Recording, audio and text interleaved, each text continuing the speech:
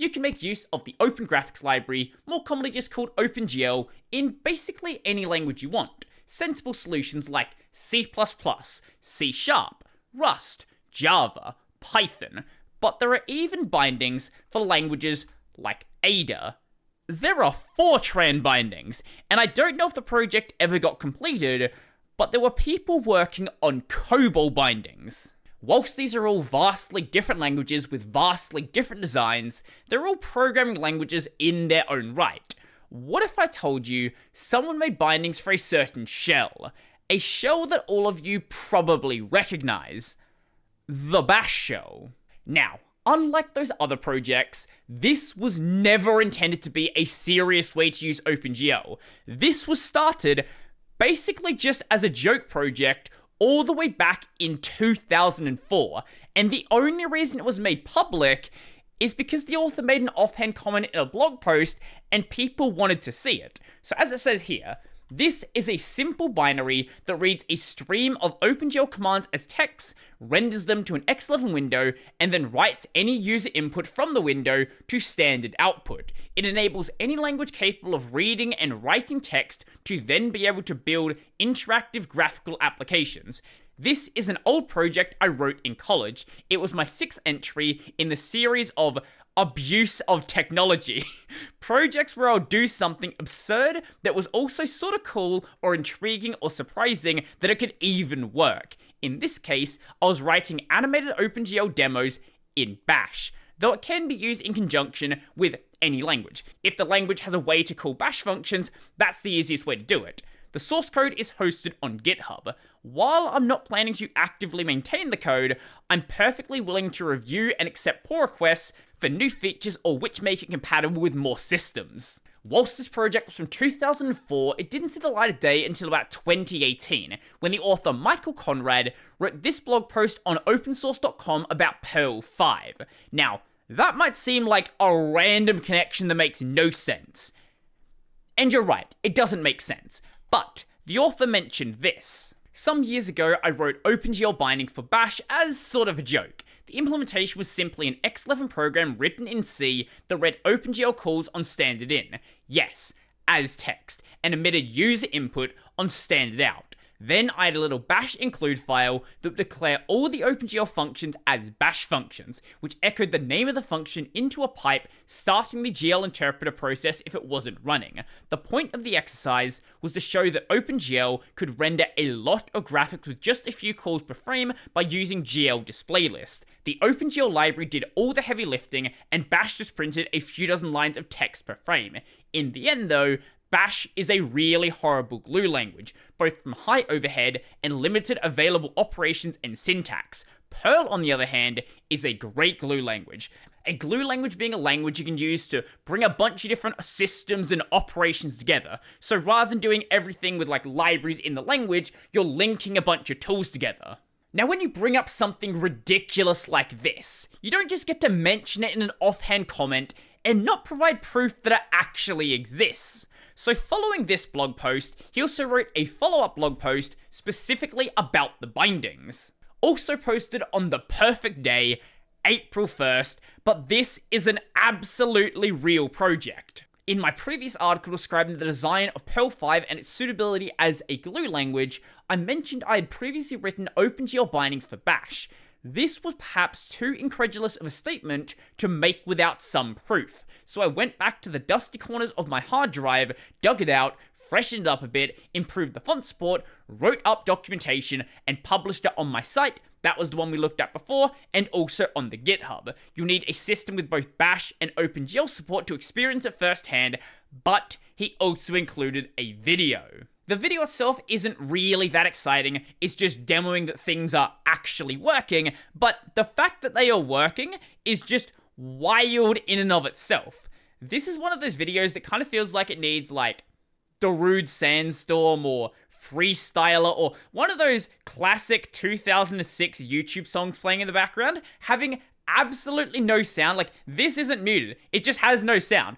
Having no sound here feels like a giant wasted opportunity. There is a lot of really neat demos here, but I think the final one is probably the coolest. This is this sort of flight sim thing through this world of cubes. Like, it's a very basic sort of idea. But the fact that something like this is actually possible with bash bindings for OpenGL is just awesome. Over my time doing this, I've seen a lot of really dumb ideas. This is definitely on at least the top 20 list, if not the top 10. The dev originally started the project after having his technical sensibilities offended because of a game called Frozen Bubble. Now, the website for this isn't working right now for some reason. It's a very simple puzzle game. You've probably seen 1,000 things like this. You have this, like, catapult cannon thing. You shoot the ball. You get the balls to line up with the other colors. It makes the balls fall. You know, you've seen 1,000 games like this. But this game was written in Perl. Back then, he was a C++ programmer studying OpenGL. You know, normal things you would use to write video games, not Perl. I declared to my friends that the only thing worse would be if it had been 3D and written in Bash. Having said the idea out loud, it kept prodding me, and I eventually decided to give it a try to one-up the awfulness of using Perl for real-time graphics. The most obvious way to do this would be to modify the Bash source code and make each of the OpenGL functions a built-in in Bash. The problem with this is the only people who'd be able to experience this absolute nightmare are those who installed his fork of Bash, and probably nobody would want to do that. It also didn't seem in the spirit of doing things the Bash way. And you know what? It's probably for the best, because it allowed him to come up with other really dumb solutions. The next option was going to be a client-server model where each OpenGL function would be installed in the path and invoke a client that would connect to an OpenGL server to deliver a message to execute that function. That would have been a delightfully awful solution. But no matter how hard I optimized things, it was still too slow for me to say I had succeeded at the overall goal. It's one thing to make graphics appear. It's another thing to have those graphics be usable in a game context. On the project website, he said he made this while he was in college. This is the exact kind of over-engineered solution that a college student is going to come up with. You don't need a client-server model for this, but you're in college, so design patterns are all you know right now.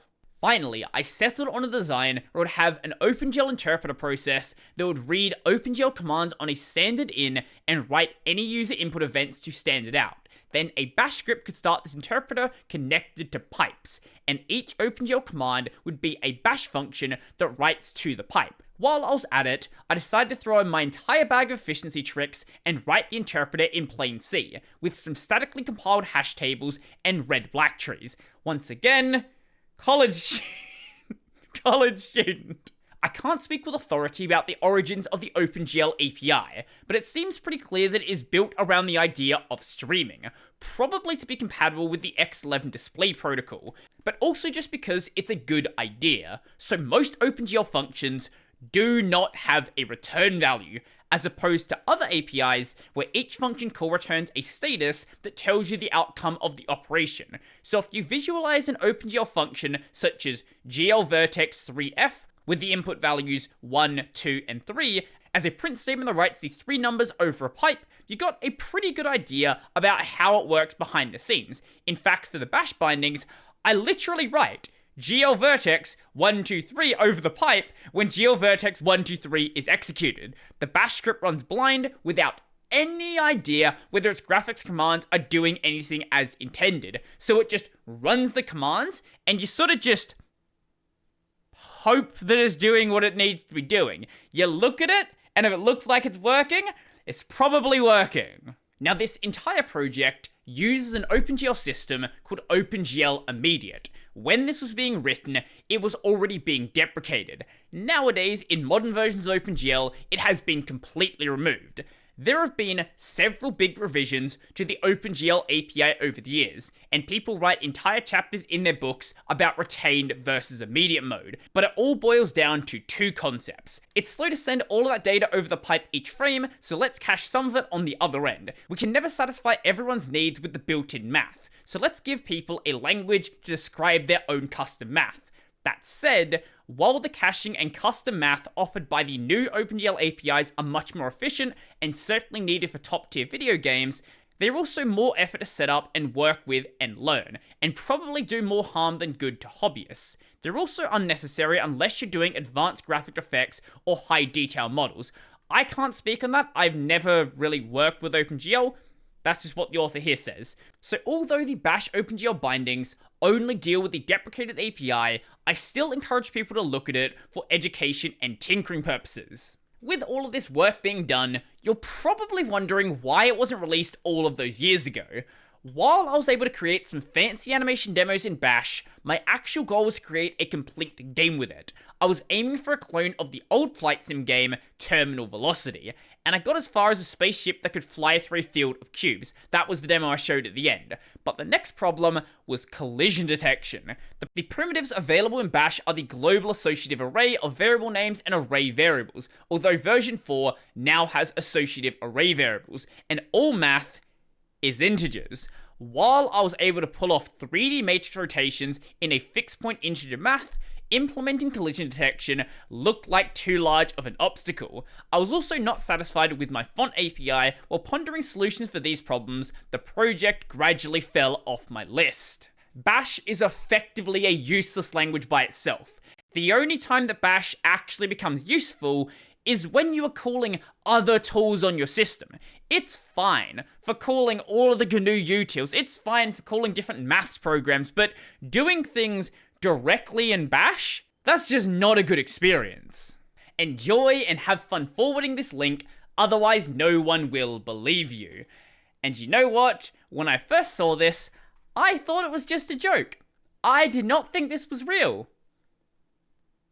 But apparently it is. Apparently someone sat down and made OpenGL bindings for Bash because they can. And you know what? That is the spirit of open source. So, if you liked the video, like the video. If you knew about this being a thing, let me know. If you ever played around with it, also let me know. And maybe if you have some experience, programming in OpenGL, I would love to know as well. So, if you like the video, go like the video. And if you really like the video and you want to become one over these amazing people over here, check out the Patreon subscribe style bearer page linked in the description down below. That's going to be it for me, and I'm not re-recording any of those mistakes.